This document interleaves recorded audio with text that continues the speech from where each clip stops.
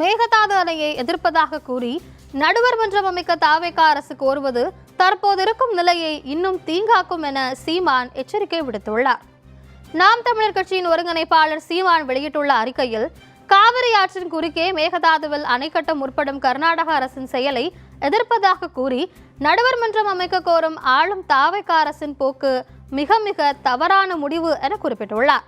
நடுவர் மன்றம் கோரும் திருத்தத்தை சட்டப்பேரவை தீர்மானத்தில் எதிர்க்கட்சியான திமுக சேர்க்க கோரியதும் அதனை உடனடியாக ஏற்றுக்கொண்டு தீர்மானத்தை இயற்றியிருக்கும் செயல்பாடு ஆளும் தாவேக அரசுக்கும் எதிர்க்கட்சியான திமுகவுக்கும் காவிரி நதிநீர் உரிமையில் அக்கறையோ அடிப்படை புரிதலோ இல்லை என்பதை காட்டுகிறது என சீமான் குற்றம் சாட்டியுள்ளார்.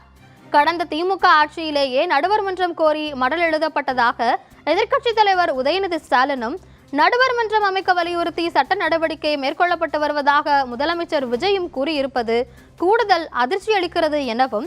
மேகதாது அணை நிலைப்பாட்டில் புதிதாக ஒரு நடுவர் மன்றத்தை நாடினால் மேலும் தீங்கு ஏற்படுத்தும் எனும் குறைந்தபட்ச பார்வையும் தொலைநோக்கு சிந்தனையும் கூட இல்லாமல் முன்வைக்கப்படும் நடுவர் மன்ற கோரிக்கையை மிக கடுமையாக எதிர்ப்பதாக குறிப்பிட்டுள்ளார்.